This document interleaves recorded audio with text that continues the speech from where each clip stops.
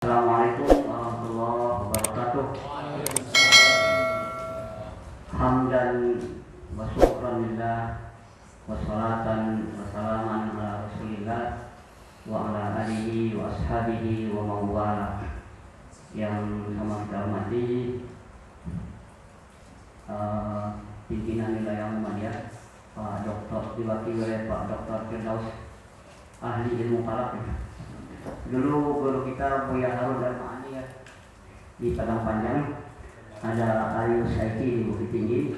Sekarang sudah muncul Dr. Firdaus AM.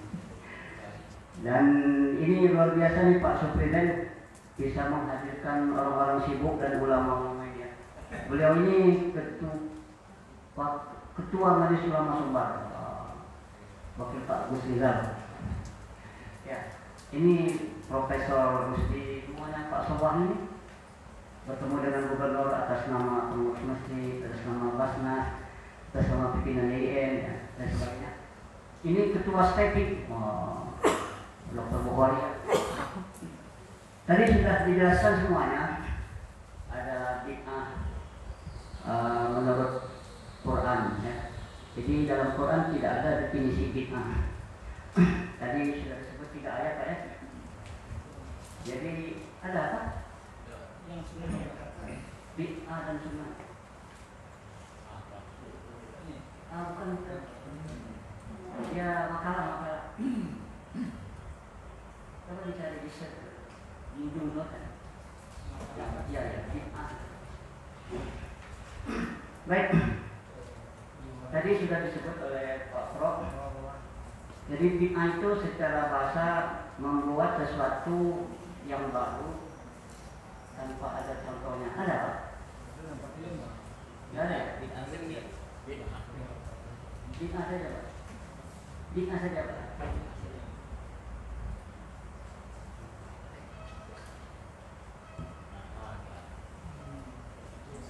Yang di atas. Baik. Jadi sudah dijelaskan tadi, bid'ah itu membuat sesuatu tanpa ada contoh sebelumnya. Kalau mahasiswa bikin skripsi, bikin tesis, bikin disertasi, pasti dia melihat contoh yang sebelumnya. Ya, kadang-kadang dia lihat contoh, kadang-kadang di tulisnya saja metodenya deduktif, induktif, komparatif. Tapi ketika ditanya mana yang deduktif, tidak tahu juga. Jadi kalau Allah menciptakan langit dan bumi tanpa ada contoh sebelumnya, makanya badi'us samawati wal ardh. Ma kuntu bid'an minar rusul, kata Nabi, saya ini dalam hal Rasul saya bukan bid'ah. Qad khalat min qabli rusul, sebelum saya sudah banyak Rasul. Jadi saya bukan yang pertama gitu ya. Kalau hadis itu sudah disebutkan tadi oleh Pak Dr. Ya sudah banyak itu hadis ya. Itu Nabi berkhutbah dengan ihmar, wajahnya merah, lalu baca tadi fa inna khairal hadis ya kitabullah. Itu sudah ada juga bahwa Rabbun. Tapi ada lagi nanti Pak Bukhari mungkin akan banyak menambah hadis-hadisnya, yaitu hadis Umar bin Khattab ya.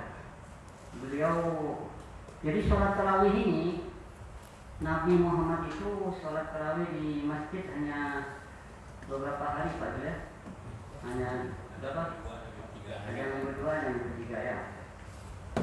Kemudian hari berikutnya Nabi sholat di rumah saja karena takut dikatakan bid'ah.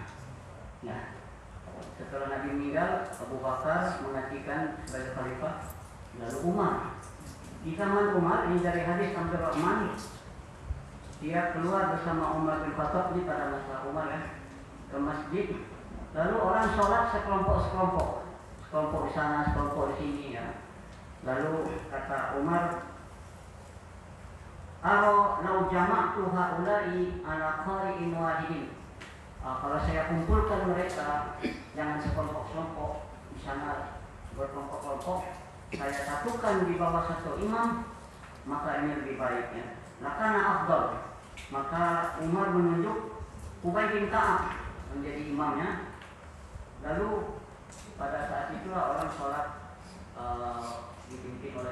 imam, tidak sekelompok di sana, sekelompok di sini. Sampai sekarang sudah sholat tarawih, ada lagi ceramah Ramadan. Di ceramah Ramadan itu di zaman Nabi tidak ada, sedih aja ya. Jadi Pak Musti juga dalam acara ini saja dari Ustaz Zulfikar membaca ayat tidak baca a'udzubillahi minasyaitonirrajim. Kata beliau ditanya, coba kita buka acara dengan membacakan basmalah. Mana itu dalilnya? Kalau Anda mengatakan acara bukalah dengan basmalah, ditutup dengan nggak ada itu.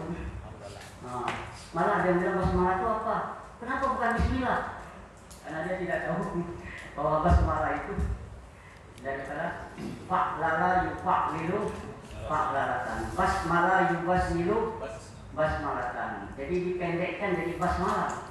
Hamdala yuhamdilu, hauqala yuhaqilu. Cuma yang terkenal cuma dua, basmalah dan hamdala. Tapi hauqala tidak terkenal. Hai Allah. Ya. Baik. Ini ilmu falak. Ilmu falak tidak ada zaman Nabi. Jadi Pak Dr. Firdaus ahli ilmu falak. Di zaman Nabi tidak ada ilmu falak. Ya, ada enggak? Kita juga ada. Ya. Doa bersama. Jadi acara kita tidak pakai doa bersama ya. Doa bersama itu benar atau tidak? Kalau acara kemarin majelis tadi Pak Jola yang di apa? Ya sama aja ya. Tidak usah pakai doa bersama. Kita tidak membiasakannya di Muhammadiyah. Ya. Tapi kalau Pak Dr. Subolan baca doa ketika hadir Menteri Agama waktu wisuda, padahal beliau Muhammadiyah. Ustaz Supriden juga sering baca doa bersama di kantor gubernur. Saya dulu di IAIN disuruh baca doa. Jadi kalau di IAIN saya bilang waktu peletakan waktu pertama di Sungai Bani itu, Pak Sapudin Lulus suruh saya baca doa. Saya bilang jangan saya saja Pak, yang lain banyak. Tinggal orang bisa lihat. Saya bilang tampak tidak saya satu lagi SPD, spesial pembaca doa. Ya. Kalau doa di IAIN gratis Pak. Tapi kalau mau doa di kantor gubernur ada honornya 100-150.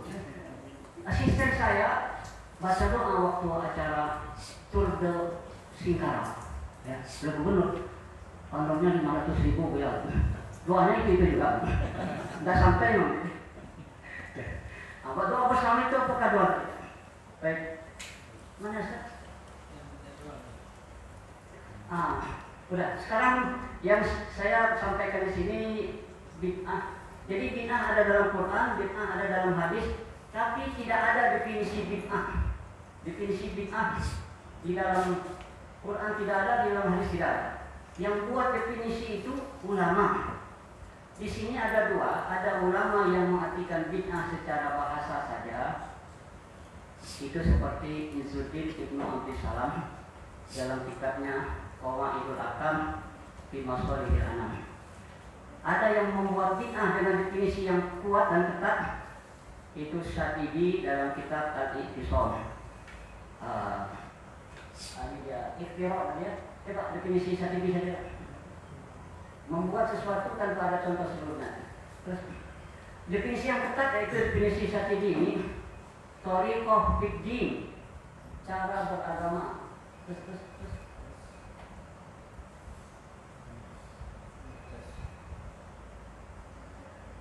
Ini dia ya. Tadi sudah dibilang oleh Pak Soman juga sudah menyebut tadi ya. Thariqah fiddin, cara beragama, mukhtara'ah, yang dibuat-buat, yang diciptakan, ya, yang seperti syariah. Dia seperti ajaran syariah, tapi sebenarnya bukan syariah. Ya.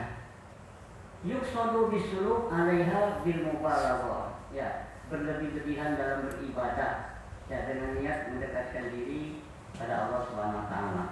Kalau ini cara-cara beragama yang dibuat-buat tanpa ada contoh sebelumnya, tapi orang menganggap itu bagian dari syariah. Ya. Kalau ini Syatibi ini membagi bid'ah kepada dua saja. Pertama bid'ah muharramah. Bid'ah muharramah itu bid'ah yang tidak ada asalnya sama sekali. Ya, tidak ada dalilnya dari Quran, dari Sunnah, dari ijma'. Itu namanya bid'ah muharramah. Yang kedua namanya bid'ah idhofiyah. Bid'ah idhofiyah itu di satu sisi dia ada dalilnya, tapi pelaksanaannya tidak ada contohnya. Zikir bersama. Zikir itu banyak dalilnya. Waskurullah zikran katsira. Ya. Banyak ayat yang menyebut kita supaya berzikir. Begitu juga hadis ya. Tapi cara zikir ala hay'ah muayyanah, ya, zikir dengan cara tertentu, pakai goyang kiri, goyang kanan. Ada gigi satu, gigi dua dulu. La ilaha illallah. Halo, la ilaha illallah. La ilaha illallah, la ilaha illallah, la ilaha illallah. Gigi tiga. Itu yang menurut Syatibi, ya. Kalau zikirnya ada dalilnya, tapi ala hay'ah muayyanah, menurut cara-cara seperti itu tidak ada. Maka itu namanya bid'ah idhofiyah. Bid'ah idhofiyah, ya dibalik lagi ya. Bid'ah apa? Idhofiyah. Puasa nisfu Sya'ban. Puasanya ada, tapi dikait-kaitkan dengan nisfu Sya'ban. Katanya tidak ada. Itu seperti doa bersama ini coba. Kalau berdoa banyak dalilnya itu. Ya, wa qala rabbukum ud'uni astajib lakum, banyak ya. Tapi apakah doa bersama itu ada atau tidak? Boleh atau tidak? Apakah jadi bid'ah ini adanya pada ibadah dan akidah ya, tadi disebut apa sebabnya. Jadi dalam ibadah atau tidak. Peringatan Maulid Nabi apakah itu ibadah atau akidah atau muamalah? Kalau dalam muamalah tidak ada bid'ah, kayak mikrofon tadi. Doa bersama itu ibadah atau muamalah?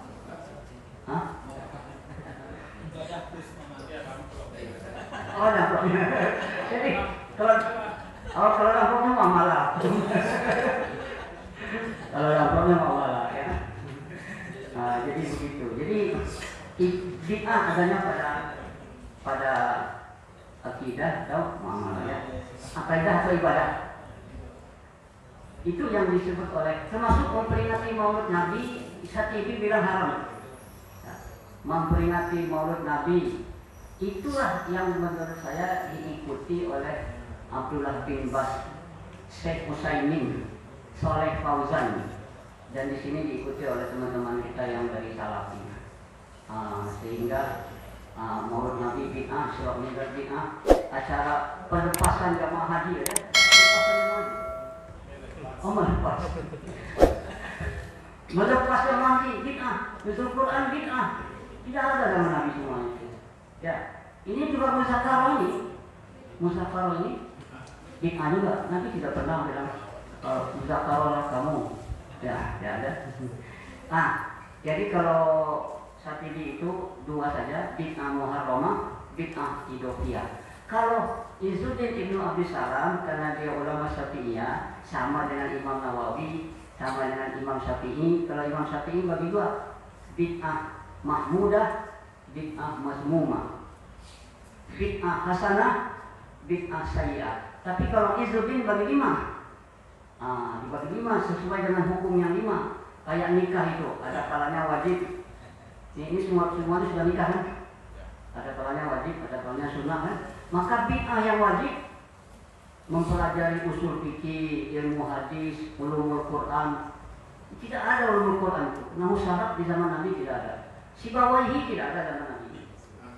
Tapi belajar ulumul Quran, ulumul hadis, usul fikih adalah membantu kita untuk memahami Quran dan Sunnah. Ma la yatimul wajibu illa bihi fahuwa wajib. Ya, tidak bisa dipahami Quran dan Sunnah kalau nggak belajar ulumul Quran, ulumul hadis, usul fikih, ilmu falak juga itu. Ya, itu termasuk ma la yatimul wajibu illa bihi bahwa wajib tidak bisa memahami Quran kalau nggak dipahami dengan ilmu falak. Ya, lalu ada bid'ah yang sunnah. Ya, apa? Salaman sudah lebaran, sudah salam, sudah sholat. Jadi saya dulu waktu berangkat ke Mesir, saya itu diutus oleh Luqman Harun. Ya, Luqman Harun itu apa? Biro Hubungan Luar Negeri PP Muhammadiyah Pusat. Ya, saya di Menteng di gedung dakwah dulu, dites di sana, lalu suruh datang ke rumahnya. Ada Buya Anhar Burhanuddin juga, ya. Jadi waktu saya ke Mesir, Buya Anhar Burhanuddin ikut dia menemani saya ke Mesir. Jadi waktu itu Pak Luqman Harun ini jadi imam. Ya, saya di makmum. Lalu saya mau sodorkan salaman, tidak boleh, bid'ah. Jadi salaman sudah sholat itu bid'ah. Bid'ah yang haram menurut Yusudin, paham aliran akidah Jabariyah, Qadariyah, mungkin sekarang Syiah, Ahmadiyah, Jamiah Islamiyah dan sebagainya. Liberaliyah dalam bid'ah akidah. Kalau yang mubah seperti mengadakan ini muzakarah, diskusi, itu namanya mubah, bid'ah yang mubah.